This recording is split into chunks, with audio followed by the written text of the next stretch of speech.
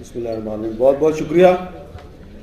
اور سب سے پہلے تو میں عمار علی جان صاحب کو یہ بہت اچھی اور خوبصورت کتاب لکھنے پہ مبارکباد دیتا ہوں.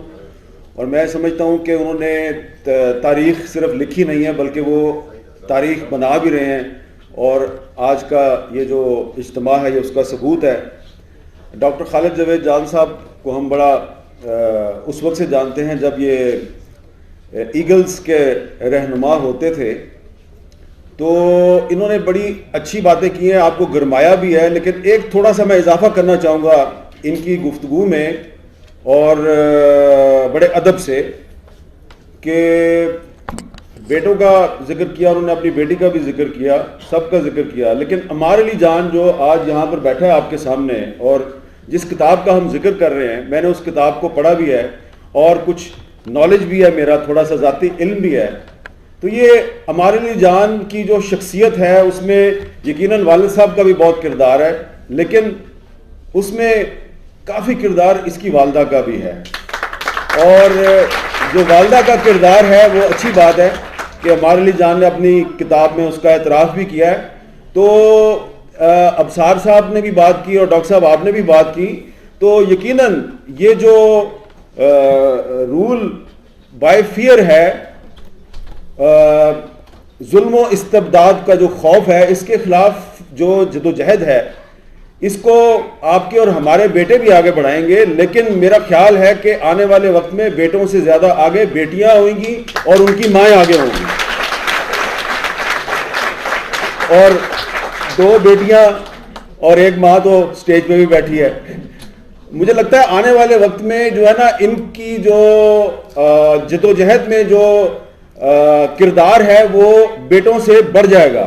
جو باپ اور بیٹے ہیں میرے سمیت, ہم پیچھے رہ جائیں گے اور بیٹیاں بہنیں مائیں آگے نکلیں گی, تبھی آپ کامیاب ہوں گے.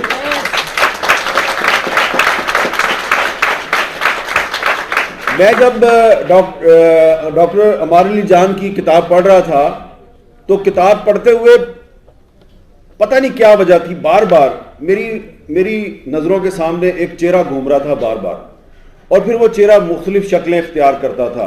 Role by fear, rule by fear, پھر ایک شکل میری آنکھوں کے سامنے گھومتی تھی, پھر ایک اور شکل گھومتی تھی.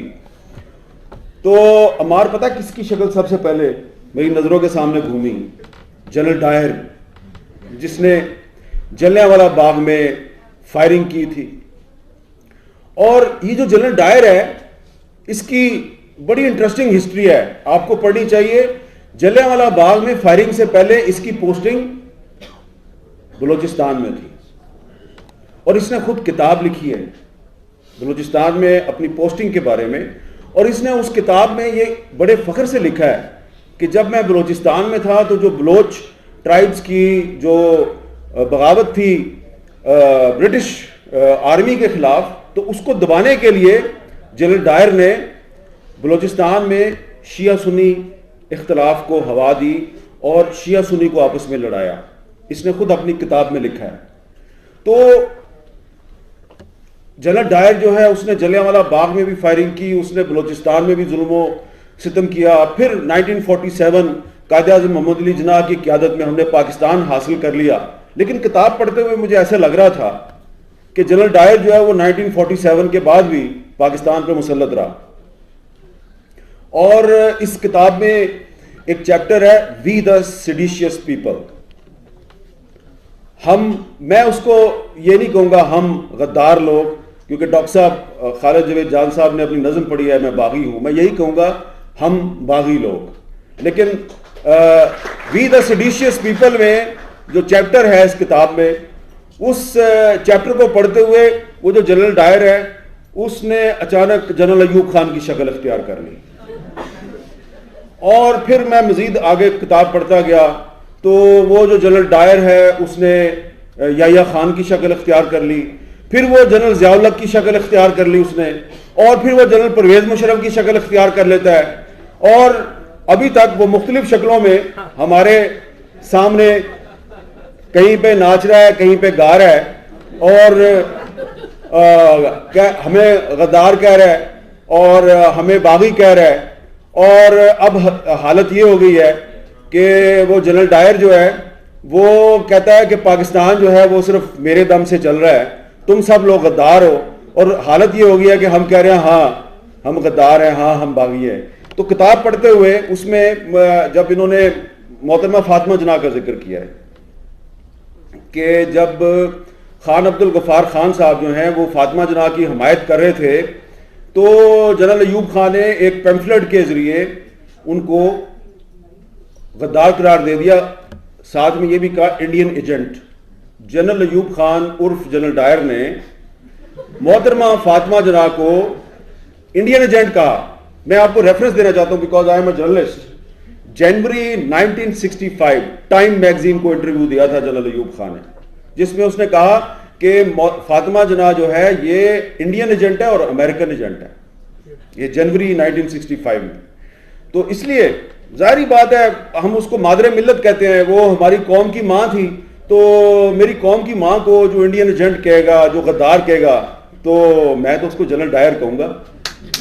ٹھیک ہے, مجھے پتا ہے اب آپ کو برا لگ رہا ہے, مجھے پتا ہے آپ نے ساری تقریریں سنی ہیں, آپ میری بھی تقریر سن رہے ہیں, تو سنتے رہے. لیکن جو محترمہ فاطمہ جناح کا ذکر ہے اس رول بائی فیئر میں, اس کے آگے اور بھی بہت سی باتیں ہیں. اس میں عمار علی جان جو ہے اس نے پھر 70 کا جو 1971 کا جو سانحہ ہے اس کا بھی ذکر کیا ہے. تو اس سانحے میں جنرل ڈائر ہے وہ جنرل نیازی بن گیا, وہ جنرل یحییٰ خان بن گیا.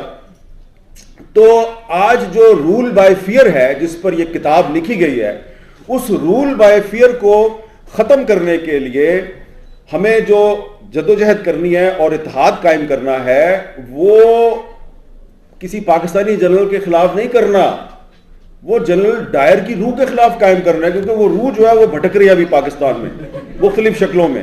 تو وہ جو روح ہے وہ یہاں پہ قتل عام کرتی ہے, وہ لوگوں پہ ظلم کرتی ہے. اب دیکھیں کہ میں جب عمار کی کتاب پڑھ رہا تھا تو مجھے وہ 1.5-2 سال پہلے کا واقعہ یاد آیا. میں سوچ رہا تھا کہ اگر مجھے کوئی جنرل ڈائر اس وقت پاکستان میں جو بھی ہے وہ جنرل ڈائر مل جائے تو میں اس سے ایک سوال پوچھوں گا. میں اس سے پوچھوں گا کہ ڈائر صاحب یہ بتائیے کہ یہ جو لڑکا ہے عمار علی جان, یہ لاہور میں رہتا ہے, اس کا جنم پنجاب میں ہوا ہے, ایک انٹلیکچوئل, ایک ٹیچر, ایک استاد پروفیسر ارمان لونی, بلوچستان میں اس کو شہید کیا گیا, قتل کیا گیا. اس کے قتل کے خلاف اگر لاہور میں ایک عمار علی جان جو ہے وہ سڑک پہ آتا ہے اور نعرے لگاتا ہے کہ ہمیں انصاف دو, اور وہ کہتا ہے کہ ارمان لونی کا جو قتل ہے مرد آباد اور جس نے بھی کیا ہے اس کو سزا دی جائے, تو عمار علی جان پاکستان کو مضبوط کر رہا ہے یا پاکستان کو کمزور کر رہا ہے؟ اب آپ مجھے بتائیں, یہ پاکستان کی جنگ لڑ رہا تھا یا اپنی جنگ لڑ رہا تھا؟ یہ پاکستان کی جنگ لڑ رہا تھا. اور جنہوں نے عمار علی جان پر بغاوت کا مقدمہ بنایا, غداری کا مقدمہ بنایا, اسے گرفتار کیا, میں سمجھتا ہوں وہ پاکستان کے دشمن ہیں. تو آپ کی لڑائی جو ہے وہ رول بائی فیئر کے خلاف ہے. آپ کی لڑائی جنرل ڈائر کے خلاف ہے. جنرل ڈائر جو پاکستان پہ مسلط ہے اور پاکستان کی جو مظلوم قومیتیں ہیں ان پہ ظلم کر رہا ہے. اور اگر آپ کا پنجاب سے, لاہور سے کوئی عمار علی جان جو ہے وہ ان مظلوم قومیتوں کے ساتھ کھڑا ہو جاتا ہے, جو کہ ہر پاکستانی کا فرض بنتا ہے پاکستان کو مضبوط بنانے کے لیے, اگر کوئٹہ میں, اگر پشاور میں, گلگت بلتستان میں, مظفر آباد میں, حیدرآباد میں, سکھر میں, کراچی میں کہیں پر بھی ظلم ہوتا ہے اور لوگ کہتے ہیں جناب کہ یہ ظالم پنجابی جو ہے یہ ہم پہ ظلم کر رہے ہیں, تو پنجاب سے اگر کوئی کھڑا ہو جاتا ہے ان کے حق میں تو آپ کو اس کا شکریہ ادا کرنا چاہیے. آپ اس پہ بغاوت کا مقدمہ قائم کر دیتے ہیں. شرم آنی چاہیے جنرل ڈائر صاحب آپ کو.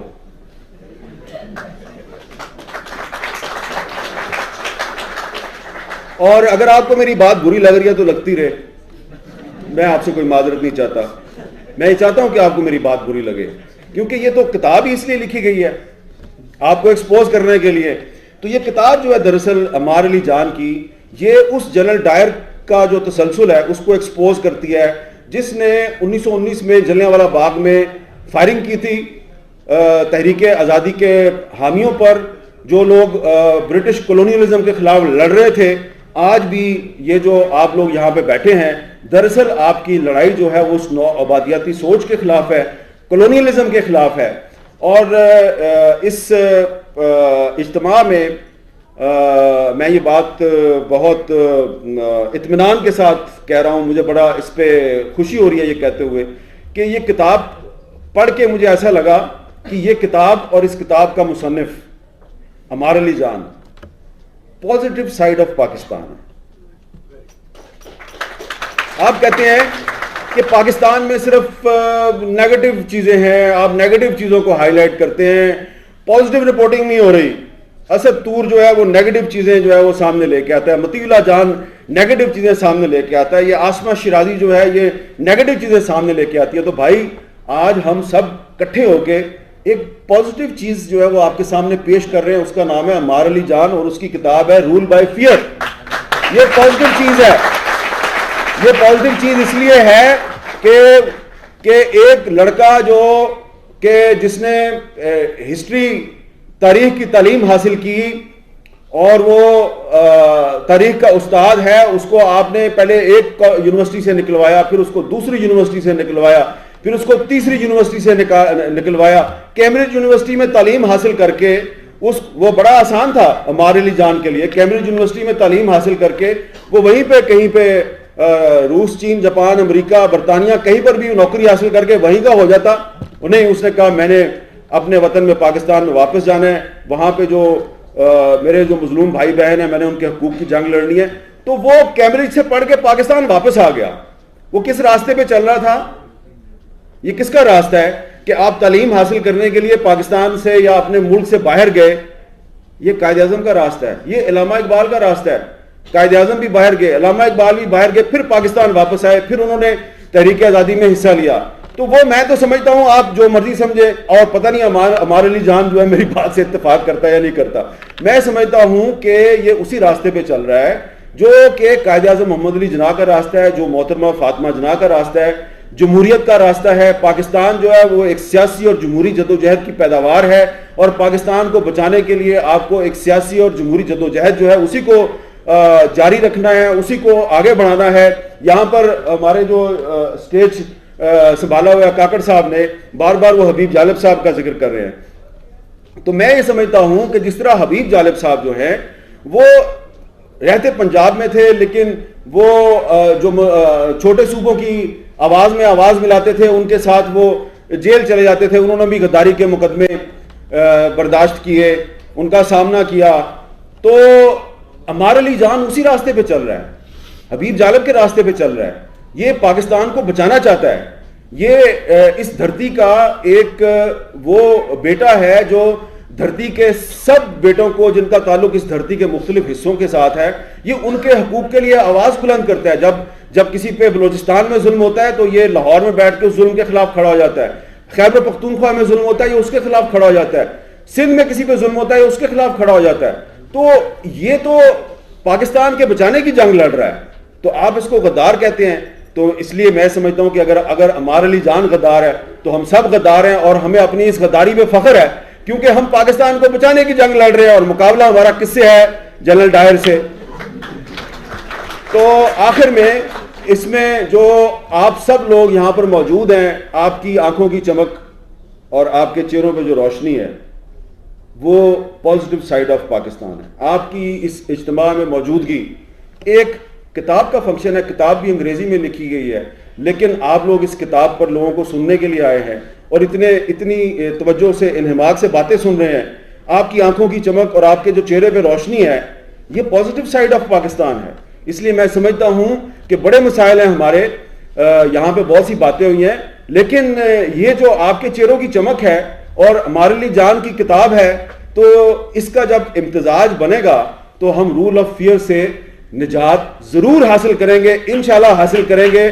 اور جنرل ڈائر جو ہے اس کو یہاں سے شکست دیں گے, صرف پاکستان سے نہیں. جنرل ڈائر جو ہے وہ اس وقت کسی نہ کسی شکل میں انڈیا میں بھی موجود ہے, بنگلہ دیش میں بھی موجود ہے. وہاں یہاں بات ہو رہی ہے جی وہاں پہ بڑی ترقی ہوئی ہے, لیکن ایکسٹریمزم وہاں پر بھی ہے. وہاں پر بھی جو اقلیتیں ہیں ان کے ساتھ ویسا ہی ظلم ہو رہا ہے جیسا پاکستان میں ہوتا ہے. تو جب حبیب جالب صاحب جو ہیں وہ آمریتوں کے خلاف جدوجہد کر رہے تھے، تو وہ ایک کچھ بہت سے ان کے اشعار مشہور ہیں، لیکن ان کے جو کچھ اشعار ہیں، ایک ان کا جو ایک کچھ اشعار ہیں، وہ ہم بھی اپنی جو آمریت کے خلاف تحریک ہے اس میں وہ ان کے شعر پڑھتے رہے، لیکن رول بائی فیئر جو ہے، جبر و استبداد کا خوف قائم کر کے اپنے اقتدار کو قائم رکھنے کی جو روش ہے، اس کا جس طریقے سے بھانڈا پھوڑا ہے ہمارے علی جان نے اپنی کتاب میں، تو اس میں جو ایک امید کی کرن ہے، مجھے وہ اس کتاب میں ایک امید کی کرن جو نظر آ رہی ہے وہ یہ نظر آ رہی ہے کہ ان کو فکر امن عالم ہے، فکر امن عالم، صرف اپنی ذات کا اور اپنے وطن کا ان کو کنسرن نہیں ہے، ان کو پورے عالم کا، پوری دنیا کو کنسرن ہے۔ یہ پوری دنیا میں جو مظلوم لوگ ہیں ان کے حقوق کے لیے آواز بلند کرنا چاہتے ہیں۔ تو حبیب جالب صاحب نے کہا تھا، بڑی دفعہ میں یہ بات ان کی دہراتا ہوں، آج پھر دہراؤں گا، کہ میرے ہاتھ میں قلم ہے، میرے ذہن میں اجالا، مجھے کیا دبا سکے گا کوئی ظلمتوں کا پالا، مجھے فکر امن عالم، تجھے اپنی ذات کا غم، میں طلوع ہونے والا تو غروب ہونے والا، تو جلل دائر تو بھی غروب ہونے والا ہے اور تو ضرور غروب ہوگا۔